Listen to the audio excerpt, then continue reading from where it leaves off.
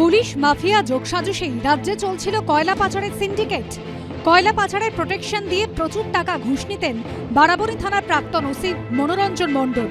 কলকাতায় দায়ের হওয়া কয়লা পাচার মামলা তদন্তে আদালতে জমা দেওয়া রিপোর্টে এমনই চাঞ্চল্যকর দাবি করেছে ইডি। ডিজিটাল নথির কথা উল্লেখ করেই বিশেষ আদালতে রিপোর্ট জমা দিয়েছে ইডি। ব্যাংক অ্যাকাউন্ট নাম্বার এবং ট্রানজাকশন আইডি উল্লেখ করে কয়লাকাণ্ডে পুলিশ আধিকারিক মনোরঞ্জন মণ্ডলের ভূমিকাকে কাঠগড়ায় তোলা হয়েছে, যিনি আগে বারাবণী থানার ওসি ছিলেন।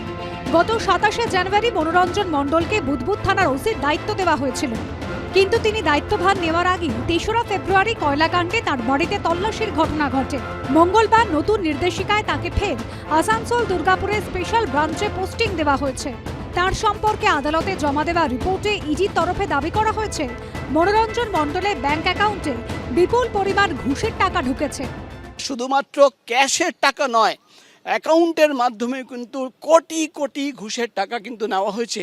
এবার কিন্তু যে দুজনকে গ্রেপ্তার করা হয়েছে, চিন্ময় মণ্ডল এবং কিরণ খাঁ, দুজনকে দফায় দফায় জিজ্ঞাসাবাদ করে এই গোটা সিন্ডিকেটের সঙ্গে এবং এই প্রোটেকশন মানি কারা কারা নিত তাদের নাম খুঁজে বার করার চেষ্টায় ইডি সূত্রের খবর একাধিক ব্যক্তিদের তলব করা হয়েছে জিজ্ঞাসাবাদের জন্য, এবং তাদের জিজ্ঞাসাবাদ করে এই গোটা সিন্ডিকেট কিভাবে কাজ করত, কোন কোন প্রভাবশালী ব্যক্তিদের কাছে প্রোটেকশন মানি চলে যেত, সেই তথ্য কিন্তু বার করার চেষ্টা চালাচ্ছেন ইডির আধিকারিকরা।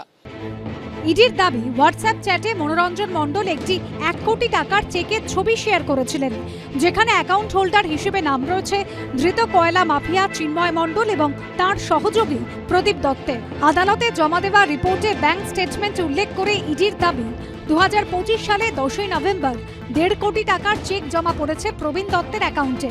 চিন্ময় মণ্ডল তা শেয়ার করেছেন।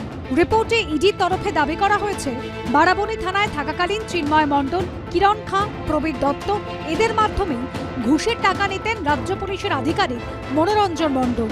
ইতিমধ্যেই চিন্ময় মণ্ডল এবং কিরণ খাঁকে গ্রেপ্তার করেছে ইডি। গত 3রা ফেব্রুয়ারি কলকাতা সহ একাধিক জেলায় ম্যারাথন তল্লাশি চালায় ইডি। উদ্ধার হয় বিপুল পরিমাণ টাকা এবং সোনার গয়না।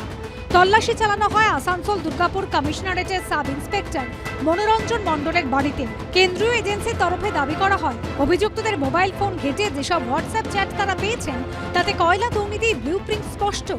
কয়লা সিন্ডিকেটে বেআইনি কাজের জন্যই যে পুলিশ আধিকারিক মনোরঞ্জন মণ্ডলকে আগে সাসপেন্ড করা হয়েছিল সে কথাও উল্লেখ রয়েছে ইডির রিপোর্টে। প্রকাশ সিনহার রিপোর্ট, এবিপি আনন্দ, কলকাতা। এবিপি আনন্দ, এগিয়ে থাকে, এগিয়ে রাখে।